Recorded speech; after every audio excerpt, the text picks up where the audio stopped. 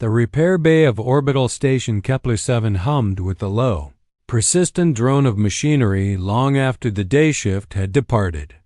In the dim amber lighting, Adrian Cole wiped sweat from his forehead with the back of his hand, leaving a streak of hydraulic fluid across his temple. At 38, he'd supervised enough late-night repairs to know when a job was going to push past midnight, and the life support calibration system sprawled before them was definitely one of those jobs. Beside him, Vesa worked with the focused intensity that had made her the station's most requested engineer, despite being Jakari, her orange skin gleaming. Under the work lights, blonde hair pulled back in a practical braid that still managed to catch the illumination like spun gold. Adrian had noticed, not for the first time, how she'd volunteered for this shift specifically. In fact, she volunteered for most of his shifts, bringing him strange sweet pastries from her homeworld's cuisine, remembering offhand comments he'd made weeks prior about preferring his coffee cold or how he'd mentioned missing actual weather. "You should go get some rest," Adrian said, watching her delicate fingers manipulate a sensor array with practiced precision. "I can finish the final calibrations myself." Vesa's head tilted in that particular way she had when solving complex problems, her bright amber eyes never leaving her work. "My people believe that beginning a task creates an obligation to see it through," she replied softly, her accent adding a melodic quality to the standard language. "Leaving work unfinished brings dishonor to the effort already invested." Adrian smiled despite his exhaustion. Her dedication was one of the many things he'd come to admire about her, though he kept such thoughts carefully locked away in the professional part of his mind where they belonged. The machinery required both of them anyway, cramped together in the tight space between the main housing and the auxiliary power conduits, their shoulders occasionally brushing as they reached for different tools. Adrian wedged himself deeper into the machine's core chamber, his hands searching for the misaligned pressure valve that had been causing the system fluctuations. "Hand me the torque driver," he called back, and felt Vesa press the tool into his palm, her fingers lingering just a fraction of a second longer than necessary. He pretended not to notice, just as he'd been pretending for months not to notice the way her expression softened when he spoke, or how her bioelectric field, something he'd learned Jakari couldn't fully control, seemed to pulse with a warmer glow whenever he was near. His fingers finally found the valve, and he began the delicate adjustment, feeling the resistance of misthreaded components fighting against correction. "Almost got it," he muttered, applying more pressure. "Just need to—" The hydraulic system chose that exact moment to surge, a pressure spike from somewhere else in the network, sending a violent jolt through the machinery. Adrian felt himself yanked forward as his shirt caught on the exposed metal teeth of a safety housing, fabric tearing with a sound like ripping canvas as the machinery tried to pull him into its mechanical guts. Pain flared across his chest and shoulder as metal scraped skin, and he heard Vesa scream his name with a terror that cut through the sound of failing machinery. "Adrian!" Her voice cracking with an anguish that spoke of far more than professional concern. Vesa moved with a speed that defied her usually graceful demeanor, her entire form blurring as she lunged forward. Adrian barely registered her hands gripping his shoulders before she'd pulled him bodily from the machinery's grasp. Her strength startling Jakari were deceptively powerful despite their elegant builds, their dense muscle structure hidden beneath deceptively soft skin. His torn shirt hung in tatters across his chest, the fabric shredded from collar to waist, and he felt the warm trickle of blood from a shallow but long cut running from his collarbone toward his sternum. But what captured his attention most was Vesa's face. Her bright amber eyes were wide with panic, her orange skin flushed darker with emotion, and most strikingly, her hands and forearms had begun to emit a faint luminescence, a soft golden glow he'd never seen before. "Vesa, I'm okay," he started, but she wasn't listening. Her hands moved to his bare chest without hesitation. both palms pressing flat against his skin with a warmth that seemed to radiate beyond normal body heat. Adrian froze, acutely aware of every point of contact, the gentle pressure of her fingers spreading across his ribs as if she were reading something written beneath his flesh. Her breathing was rapid, almost gasping, and her eyes had taken on an intense, distant quality as though she were perceiving something beyond the visible spectrum. He'd read about this. Yukari possessed a bioelectric sense that allowed them to detect disrupted biological rhythms, internal injuries that wouldn't show externally. But reading about it and experiencing her hands on his bare skin, her face inches from his, her entire being focused on sensing the state of his body, that was something entirely different. His heart hammered against his ribs, and he wondered if she could feel that too. If she could sense the way his pulse had quickened for reasons that had nothing to do with the accident. She whispered something in her native language, a string of liquid syllables that sounded like a prayer or perhaps a curse, her fingers trembling slightly against his chest. The luminescence in her hands pulsed in rhythm with something, her heartbeat or perhaps his own, he couldn't tell. Time seemed to stretch in that cramped space between the machinery, the rest of the repair bay fading away until there was only the two of them. Her hands on his skin, her breath on his face, her eyes finally focusing back on his with an intensity that made his breath catch. "You're whole," she finally said in Standard, relief flooding her features with such force that her shoulders sagged. "No internal damage. No fractured ribs. Just the surface wound." But she didn't remove her hands immediately, and Adrian found he didn't want her to.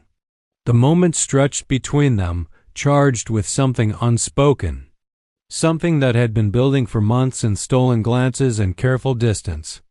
"I need to ask for my reward now," Vesa said quietly, her voice barely audible above the machinery's hum. Adrian's mind raced. Reward? What reward?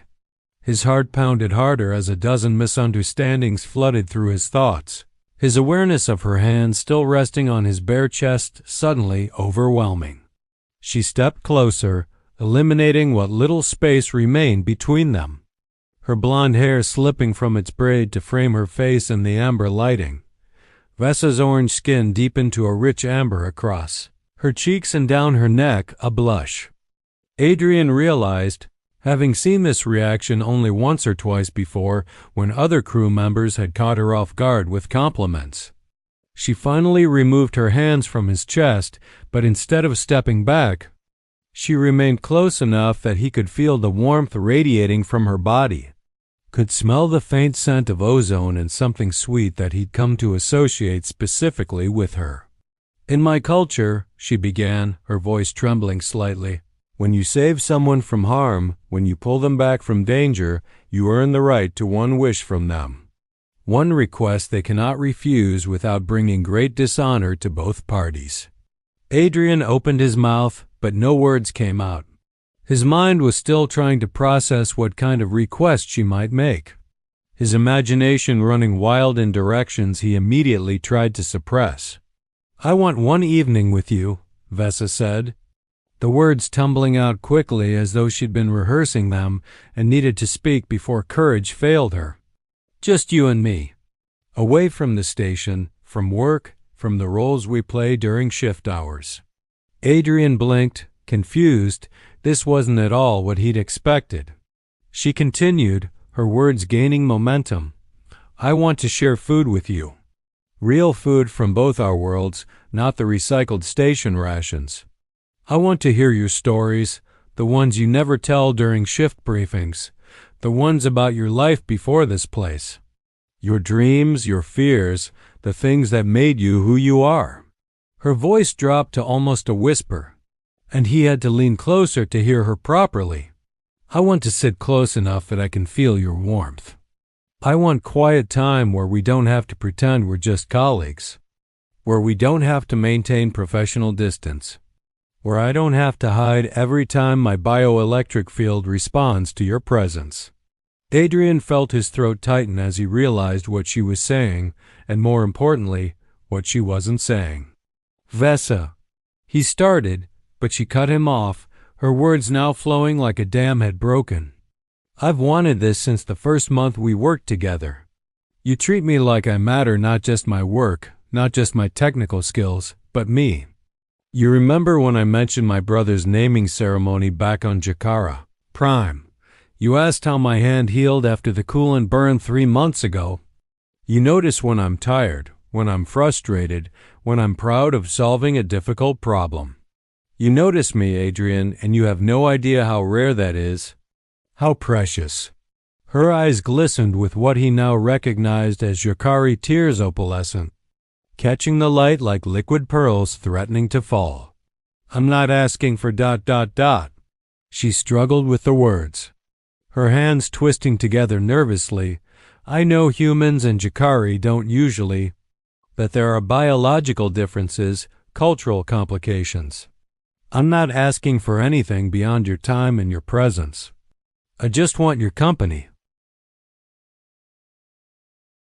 I want one evening where I can pretend we're not just supervisor and technician, where the protocols and professionalism don't exist, where I can be close to someone who makes me feel seen and valued, and her voice cracked slightly, and cherished. Even if it's just pretend, even if it's just for a few hours.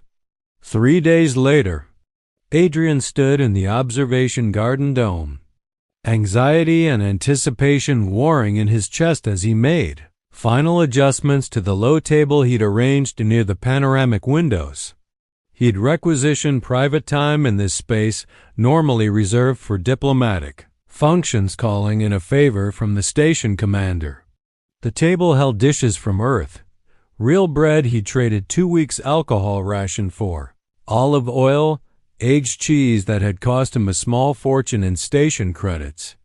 Beside these sat Jakari dishes Vesa had described to him over months of casual conversation, crystallized fruit preserves, protein cakes flavored with aromatic herbs he'd had shipped from the Jakari trade depot on the station's commercial level, and a delicate tea that supposedly changed color based on the drinker's bioelectric field.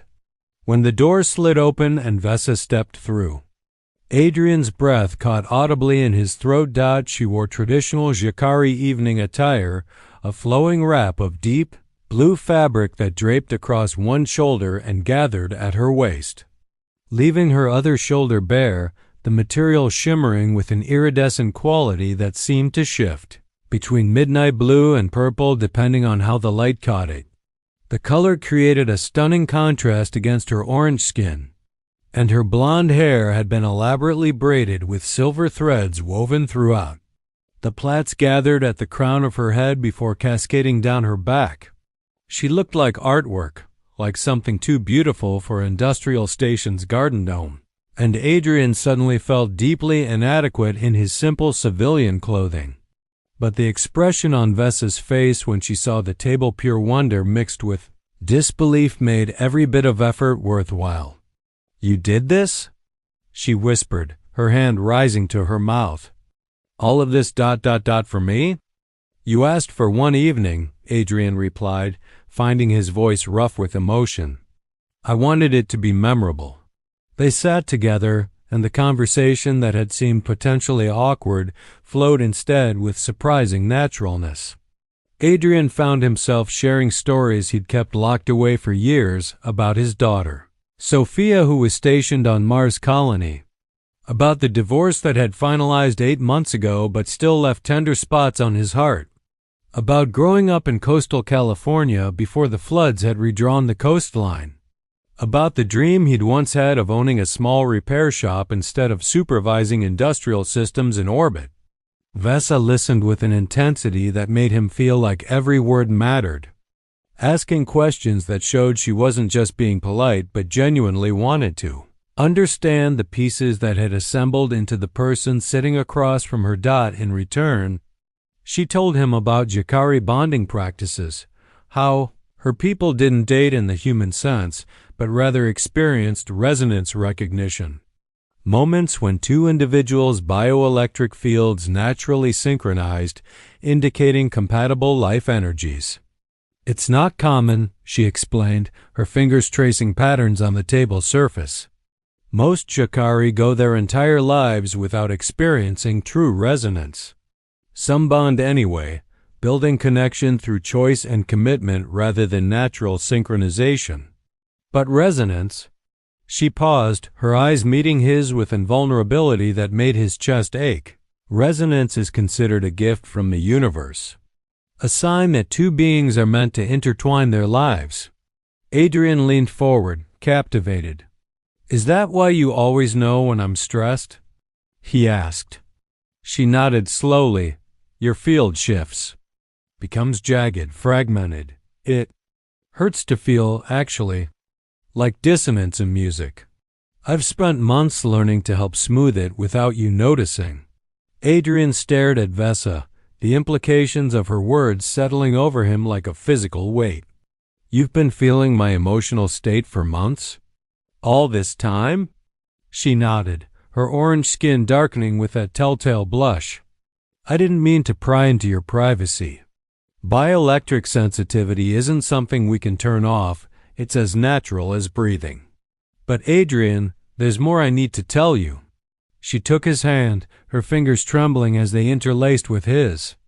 I knew from the first week we worked together. We resonate. Our fields synchronize naturally. I feel it every time you're near, this sense of rightness, of harmony, like two instruments tuned to the same frequency. I've been terrified to tell you because... Her voice broke slightly. Because wanting something doesn't mean you deserve it. Because you have a life waiting for you on Earth. Because I'm just an alien technician who fell in love with someone completely out of her reach. Adrian shifted to face her fully, his free hand coming up to cup her face, his thumb brushing across her cheek. Stop, he said firmly, watching her eyes widen in surprise. First, you're not just anything. You're the most brilliant engineer on this station. You're kind, you're thoughtful, and you make every shift better just by being there. Second, I need to tell you something I've been lying to myself about for months. He took a deep breath, knowing that what he said next would change everything between them. The divorce finalized 8 months ago. My daughter Sophia is 24 years old. She's an adult stationed on Mars with her own life. I haven't seen her in person in 3 years because she's busy and I'm busy and we video call every few weeks. There's no life waiting for me on Earth. I've been using it as an excuse, a shield to avoid emotional risk, to keep myself from admitting something that terrified me. What terrified you? Vesa whispered, her luminescence beginning to pulse with a soft golden glow. Adrian let out a shaky laugh. But I've been noticing you too. The way you hum while you work, it's always the same melody, isn't it? How you tilt your head exactly 30 degrees when you're solving problems. The fact that you take your coffee with too much sugar and you think I don't notice. That I've been volunteering for station duty extensions and declining. Earth transfers because the thought of leaving this station, leaving you felt like tearing away a piece of myself. Vesa's breath hitched. Tears now flowing freely down her cheeks, leaving opalescent trails that caught the starlight streaming through the dome windows. What are you saying? She asked, though hope was already blooming across her face like sunrise. I'm saying your reward shouldn't be just one evening, Adrian said, his voice steady now with certainty. I'm saying resonance sounds like something worth exploring. I'm saying that I've been half in love with you for months and too. Scared to admit it because you're young and brilliant and beautiful, and I couldn't understand why you'd ever look twice at someone like me. But if what you're telling me is true, if we actually resonate, Vesa closed the distance between them, her lips meeting his in a kiss that was tender and desperate and perfect all at once. Adrian felt it then, what she'd been trying to describe, a warmth that spread from where their bodies touched. A sense of rightness that transcended physical attraction, as though some fundamental part of him had been incomplete until this moment. Her bioelectric field pulsed against his chest, and he could swear he felt his own body's electricity rising to meet it. Two separate rhythms finding a shared cadence, when they finally parted, both breathing hard. Vesa was glowing so brightly that she lit the space around them with soft golden light. In Jakari culture, she said, her voice thick with emotion, when two people discover they resonate, it means forever. My people don't do temporary bonds. We don't date casually or test compatibility. Resonance is the compatibility test, and once found, we commit completely. Are you sure you understand what you're saying yes to? Adrian pulled her closer, tucking her head beneath his chin, feeling her blonde hair soft against his jaw. I'm done walking away from things that matter, he said firmly. I'm done using fear as an excuse to avoid living. If you're telling me that your biology recognized something my brain was too scared to acknowledge, then maybe I should trust that wisdom. They sat wrapped together in the observation dome as the station's rotation brought them into view of the binary star systems. Spectacular display twin suns setting in sequence, painting the viewport with layers of orange, gold, and deep purple. Vesa admitted she'd been requesting extended station duty specifically to remain near him, turning down promotions and transfer opportunities that would have advanced her career but taken her away from Kepler-7. Adrian confessed he'd been doing the same, declining a supervisor position at the prestigious Geneva station because it would have meant leaving her behind.